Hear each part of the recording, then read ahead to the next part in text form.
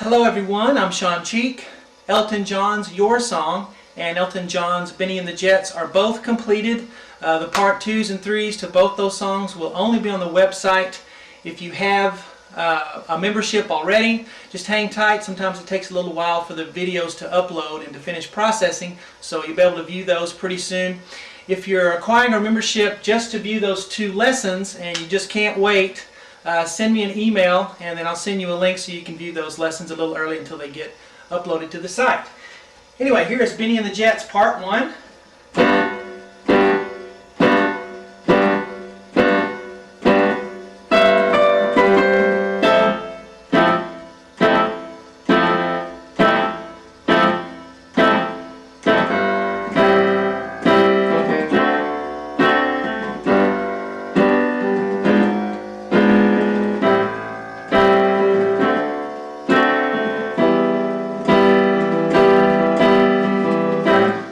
Go forward after that. The thing with Elton John's playing and some other pianists is that you'll have chords, block chords, but it's not just always block, block, block. Sometimes there's a little fill-in.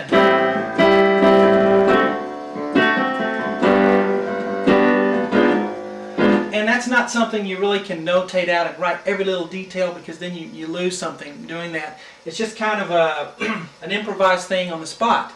And I guarantee you he doesn't play the chords the same way every time. Maybe he plays the same chords, but he doesn't play them in the same rhythmic pattern every time. So I'm going to try to help you a little bit with that today.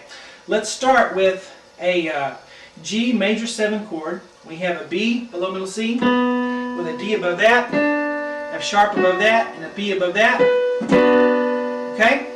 And we have a left hand low G octave. So low G on the thumb, low G on the pinky. Play that together.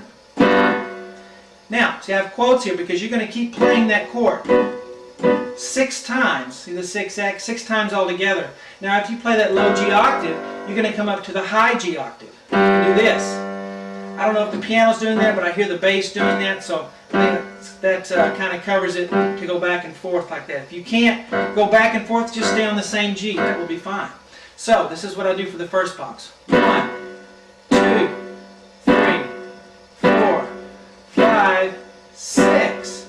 Okay, then, see I put a bracket here and an up arrow. I'm just telling you that he goes up really high. So we're going to go up to this E octave. Not this one, not near middle C, but up here. E, E, down to a D, D, D octave, then down to a B octave, up to a C octave. And the rhythm is bum, bum, bum, bum, bum, bum, bum, bum.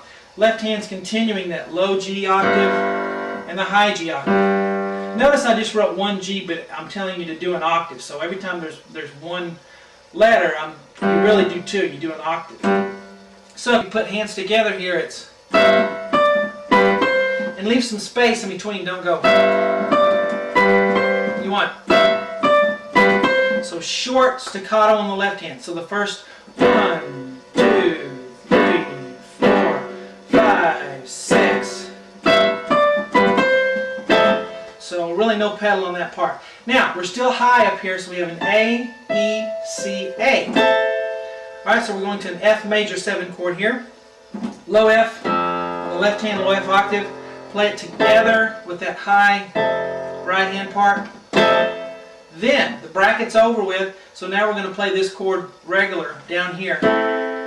So you just play it in here, so move down and finish it. 2, 3, 4, 5, 6, 7. So I'll do this whole box. 1, 2, 3, 4, 5, 6, 7. And then play that chord one more time. And the left hand's going to go, okay, F, G, bum, bum, real fast. Okay, and then here's where the singing starts. Hey kids, something, whatever the words are. So we have E, C, and G. Left hand has an A octave. Then you're going to play that chord again in the right hand, but don't play the left hand again. So leave some space. Now this is what the bass does, the bass guitar, but I thought I'd put it in for you. You know, I don't hear the piano doing it, but if you want to put the bass in there, it's E octave, and then an E flat octave, bum, bum, and then a D. Or you can leave these 2 notes out if you don't want to do that. Okay? And And then when you go to the D octave, the right hand is going to have an F sharp, a middle C, and an A together there. 1, 2. So this whole measure here is 1, 2. Then we come up here, G, B, D, F sharp, G major 7, left hand's on a G octave. And then we're going to play that chord twice. 1, 2. Right? Then we have F, D, B, G sharp. It's a fully diminished 7th chord. There. And we have G sharp on the left hand. G sharp octave. 1, 2. So this whole measure is 1, 2, 1, 2. And after that, see the arrow telling us to repeat. Back to the asterisk. So come back here. Now we're going to skip this measure and go here to finish this part. Now I have E, B, G. The right hand, left hand has an E octave right here.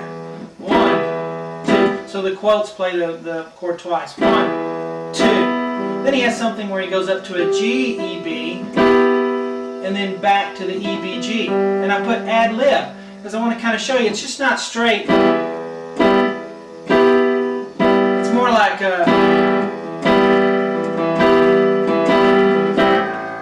so it's kind of like playing the drums on the piano is what I call it. Kind of back and forth. So you just have to experiment with that. So 1, 2. And I kind of, on the octave on my left hand, I'll kind of rotate back and forth a little bit on the pinky and the thumb, you know. Okay, so that's something you just have to experiment with. It's kind of like, you know, swimming. You can't physically show someone every little detail how to swim. You can guide them, and they kind of figure it out on their own. And that's the same thing with that libbing with chords. Okay, so you can try that with that measure. Okay, hope you enjoy it.